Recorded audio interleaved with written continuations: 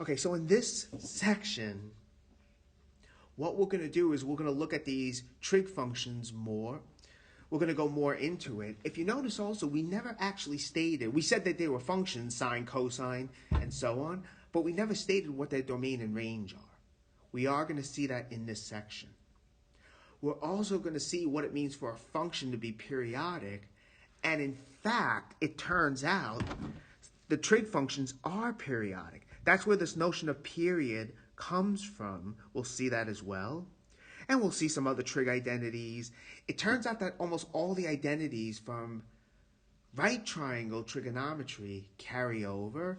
And then number 4 here, it's really just going to be some more examples, as we'll see. Basically, the idea is you're going to be given, you're not going to know what the angle is, but you're going to know a trig function at that angle. And it turns out if we also know what quadrant the angle is in, we can get all the trig functions, as we'll see later on. I'm actually not going to do these, though, in this specific order. What I am, however, going to do instead, I'm going to do this in a different order, though. Okay, so again, let's remind ourselves what sine and cosine of a number is. So if we let t be any real number, okay, then we let theta is an angle now, but theta is going to be a certain angle. Theta is going to be t radians. So we're regarding theta as an angle, okay? Then, right, sine of t, by definition, is sine of theta. Cosine of t is cosine of theta. Okay, I will redraw the unit circle, but let me just say this, though. Sine and cosine of theta, those are defined no matter what your angle theta is. For any angle theta, right, radians, degree, well, in radians, or degrees actually, but no matter what, these two are going to exist. These two are going to be defined, okay? So because of that, there's no restriction on what t could be, okay? And again, let's just remind ourselves exactly what sine of theta and cosine of theta are. So again, you take the angle theta, you're going to draw it in standard position. Let me just finish drawing this. This is y. Here's x. Okay, so again, we're drawing the angle. So I have the angle theta here, okay, like so. So again, I'm assuming it's in quadrant 3. It doesn't have to be, but I'm just showing that just for the sake of it, just to illustrate what's going on.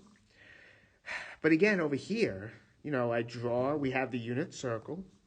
We have our point P, right? Now, P has coordinates.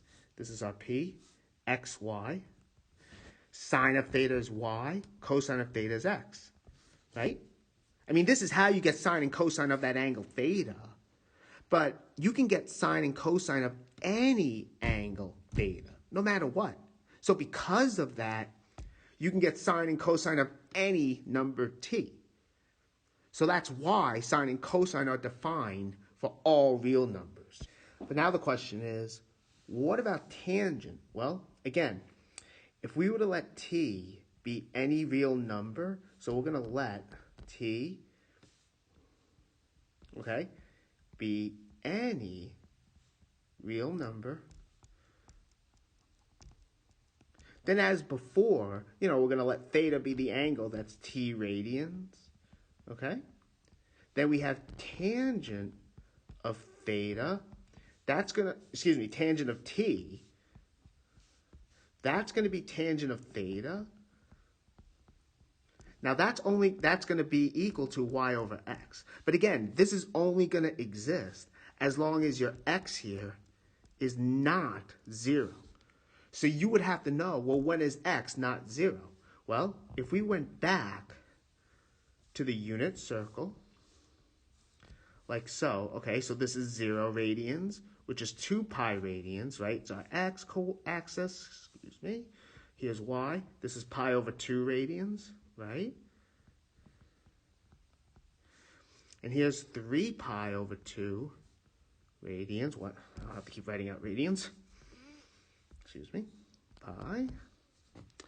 Okay, so now, if we have an angle, right, whose terminal side is here, okay?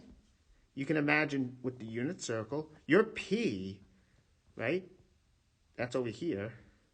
Your P then is going to have coordinates 0, 1. Hence, x is going to be 0. So in other words, tangent is not defined when your angle theta is pi over 2. In other words, when t is pi over 2, tangent is not defined there. Okay? Tangent then is not defined there. Okay? But that's not the only angle, of course. What other angles have their look like this? Any angle coterminal with it. So in other words, any angle coterminal with pi over 2 radians, tangent's not going to be defined there. So when does that happen? Well, theta, any angle coterminal with pi over 2, right? It's going to be pi over 2. But you can also add 2 pi times k, where k is any integer. So in other words, if you have, for instance, pi over 2, that's one angle, of course. You can also have 5 pi over 2, okay? You have 9 pi over 2. What else? You have 13 pi over 2, and so on and so forth, okay? So because of that, tangent's not defined at this theta. But that's not the only spot, though, either, right? Don't forget also, you can have an angle whose terminal side is down here at 3 pi over 2, right? At 3 pi over 2. Because in that case, what's going to happen?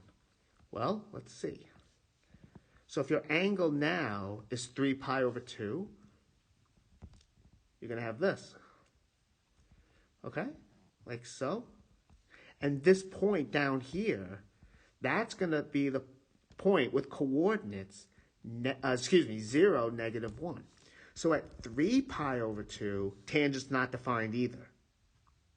And also any angle coterminal with this theta. So we have 3 pi over 2 plus 2 pi times k. You know, if you add or subtract 2 pi as many times as you want, you're going to get coterminal angles, where k is any integer.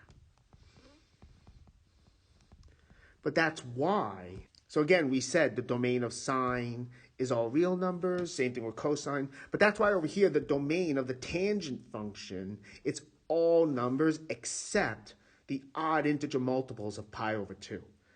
When they say odd integer multiples of pi over 2, they just mean this. They mean pi over 2, 3 pi over 2, 5 pi over 2, and so on and so forth. And you can go the other way also. For instance, you could have pi over 2, negative pi over 2, negative 3 pi over 2, negative 5 pi over 2. Basically, these two, keeps going. These two lists would cover the previous two lists that I would have. It would cover this list and this list. Because here, don't forget, I didn't take when k is negative. But you would also have this list as well. So basically, that's what the domain of tangent is. The other trig functions, you can get the domains as well. I'm not going to do that now for time consideration. Also, I did put a little more of an explanation, well, not much more, down here. The book also has one as well. So I really hope this makes sense to you.